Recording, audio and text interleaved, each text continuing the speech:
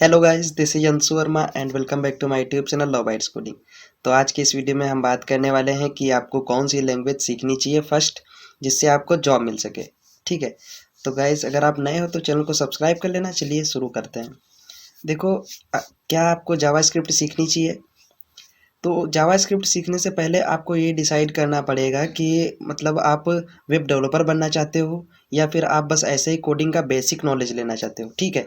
अगर आपको basic concept वगैरह क्लियर करने हैं तो भी आगे बात करूंगा। अब देखो, जावास्क्रिप्ट क्यों सीखना चाहिए अगर आपकी फर्स्ट प्रोग्रामिंग लैंग्वेज अगर आप सीखने की सोचते हो तो?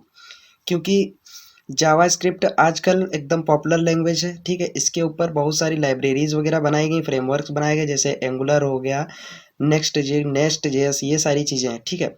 और रिएक्ट जेएस तो बिल्कुल पॉपुलर में चल रही है। ओके। तो देखो, सिंपल तरीके में बात करें तो जावास्क्रिप्ट अगर आप प्रोग्रामिंग सीखने चाहते हो तो आपको बिल्कुल डेफिनेटली सीखना ही सीखना है। ठीक है। क्योंकि जावास्क्रिप्ट के द्वारा आप फुल स्टैक डेवलपर बन सकते हो। फुल स्टैक डेवलपर वो होता है जो फ्रंट एंड और बैक एंड दोनों का वर्क करे विद डेटाबेस मैनेजमेंट के साथ में। ठीक है। उसको फुल स्टैक डेवलपर कहते हैं। देखो, अब नोड जेएस, आपने नोड जेएस का तो नाम सुना ही होगा, क्योंकि node JS server side environment है जो बैकएंड का वर्क करता है। यह टेक्नोलॉजी बेसिकली जावास्क्रिप्ट का ही यूज़ करती है। अब देखो, जावास्क्रिप्ट अगर आप सीख ले रहे हो तो आपको HTML CSS तो सीखना ही पड़ेगा। अगर आप कोडिंग में यानी कि वेब डेवलपमेंट में आना चाहते हो तो आपको HTML CSS और जावास्क्रिप्ट सीख लो अच्छे से। और उसके बाद अगर आप 11th में हो या फिर 12th में हो, तो अगर आप कॉलेज में हो तो आपको बेसिक कॉन्सेप्ट वगैरह क्लियर करने चाहिए, स्टोरेज मैनेजमेंट वगैरह देखना चाहिए, एल्गोरिदम्स देखनी चाहिए। ठीक है। तो आपको C और C++ सीखना चाहिए। उससे आपके क्या होंगे, आपके बेसिक कॉन्सेप्ट बहुत अच्छे क्लियर हो जाएंगे कोडिंग में। ठीक है। तो आप जो है, अगर आगे आपके अगर कॉन्सेप्ट क्लियर हो जाएंगे, कोडिंग का जो सब कुछ अनुभव आपको हो जाएगा, एक्सपीरियंस हो जाएगा, तो आगे आप किसी भी लैंग्वेज के साथ में स्विच कर सकते हो। ठीक है। ऐसा नहीं है कि C++ पे कोई जॉब्स नहीं है, जॉब्स हैं। लेकिन आजकल जो पॉपुलर में चल रहा है वो जावास्क्रिप्ट वगैरह जो है हाई लेवल पे चल रहा है। ठीक है। और फ्यूचर भी इसी का है। अब बात करते हैं PHP की। देखो, PHP क्या है? PHP बहुत ही आसानी से HTML और CSS के साथ में स्टार्ट की जा सकती है। ठीक है। तो देखो, HTML CSS के साथ में स्टार्ट की जा सकती है, इसका मतलब ये है कि इसके द्वारा आप सिंपल तरीके से कम कोड में वेबसाइट वगैरह बना सकते हो। ठीक है, जल्दी। तो PHP के द्वारा आप एक दो दिन में वेबसाइट अच्छी सी बना सकते हो। ओके। इसका एक फ्रेमवर्क आता है लारावेल। लारावेल के द्वारा आप, जैसे कि नोड जेएस का एक्सप्रेस जेएस होता है फ्रेमवर्क, उसी प्रकार से लारावेल है, उसमें कुछ आपको फंक्शनैलिटी मिल जाती है प्री डिफाइंस, जिनका यूज़ करके आप अच्छा और बेहतरीन वेब साइट्स बना सकते हो। ठीक है। अब देखो, बात करें क्या आपको पाइथन सीखनी चाहिए? जी हाँ, आप बिल्कुल पाइथन सीख सकते हो, क्योंकि पाइथन तो देखो आने वाला फ्यूचर है फॉर द बैकएंड, या फिर डेटाबेस मैनेजमेंट, या फिर आर्टिफिशियल इंटेलिजेंस, मशीन लर्निंग। अगर आप पाइथन सीख रहे हो तो आपको कहाँ पे अपॉर्चुनिटीज़ मिलेंगी? जैसे कि आप मशीन लर्निंग वगैरह सीख सकते हो। अब पाइथन को बिल्कुल सिंपल तरीके से आप सीख सकते हो, उसका कुछ भी नहीं उसमें ज़्यादा प्रॉब्लम है। ठीक है। पाईचार्म के द्वारा आप सीख सकते हो पाइथन, ऑनलाइन ट्यूटोरियल देख लो, डॉक्यूमेंटेशंस देख लो। तो इससे जो इस पे भी हाई पेइंग जॉब्स हैं। लेकिन अभी आने वाले समय में आपको AI या ML वगैरह करना पड़ेगा। ठीक है। क्योंकि पाइथन का यूज़ देखो ज़्यादातर इसी में होता है, AI ML वगैरह के लिए यूज़ किया जाता है, और डेस्कटॉप एप्लीकेशन बनाने के लिए यूज़ किया जाता है पाइथन का। ठीक है। अब बात करते हैं जावा की। देखो, जावा भी यूज़ हो रहा है फ्यूचर में, लेकिन इस समय सबसे ज़्यादा देखो क्या हो रहा है, वेब डेवलपमेंट, ऐप डेवलपमेंट।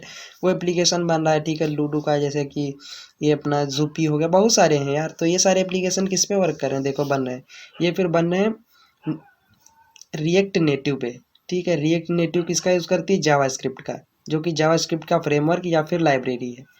और नेक्स्ट जेएस, ये जो नेक्स्ट जेएस है, ये भी देखो, ये सब कुछ भी जावास्क्रिप्ट पे ही वर्क करता है। तो जावास्क्रिप्ट बिल्कुल हाई पॉपुलर है। अगर आप एंड्रॉयड एप्लीकेशन वगैरह बनाना चाहते हो तो फिर आपको देखो, फिर तो आपको एंड्रॉयड का अलग से ही कोर्स करना पड़ेगा।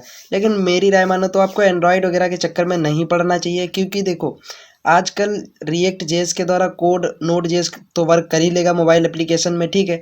तो जहाँ अगर कहीं ना कहीं देखा जाए तो जावास्क्रिप्ट का यूज़ ज़्यादातर हो रहा है। कैसे? देखो, रिएक्ट जेएस के द्वारा बनाया गया कोड आप कन्वर्ट कर लोगे रिएक्ट नेटिव में, ठीक है। उसको बैकएंड से कनेक्ट कर दोगे नोड जेएस से। तो नोड जेएस अगर आप सीख ले रहे हो तो देखो क्या करना पड़ेगा। नोड जेएस के द्वारा आपने एपीआई बनाई, वही एपीआई मोबाइल एप्लीकेशन में भी चल रही, वही एपीआई वेबसाइट्स में भी चल रही है। तो ये फायदे हो जाते हैं। सिर्फ फ्रंट एंड चेंज करना पड़ेगा और कुछ भी नहीं चेंज करना पड़ेगा। रिएक्ट नेटिव क्या वर्क करती है, वो मोबाइल एंड्रॉयड की तरह रन होती है। इसीलिए मैं बता रहा हूँ आप लोगों को जावा स्क्रिप्ट अगर आप जॉब करियर के साथ में जाना चाहते हो, आगे अगर करियर अपॉर्चुनिटीज़ पाना चाहते हो, तो जावा स्क्रिप्ट आप लोगों के लिए बिल्कुल परफेक्ट लैंग्वेज है, ठीक है। या फिर अगर आपको 11th-12th में तो मैंने पहले बताया ही कि आप सी या C++ सीख लो, ठीक है। आपके कॉन्सेप्ट और एल्गोरिदम वगैरह सब बढ़िया से क्लियर हो जाएगा, ठीक है। अब देखो बात करते हैं जावा की। तो जावा के लिए देखो, जावा अगर आप सीख रहे हो तो स्प्रिंग बूट और कोर जावा ये सारी चीज़ आपको सीखना पड़ेगा। थोड़ा सीखने में टफ है क्योंकि ये देखो ऊप्स कॉन्सेप्ट को फॉलो करता है और जावा स्क्रिप्ट आपकी ऊप्स कॉन्सेप्ट पे इतना ज़्यादा वर्क नहीं करती है। आप आराम से आसानी से जावा स्क्रिप्ट को सीख सकते हो, ठीक है।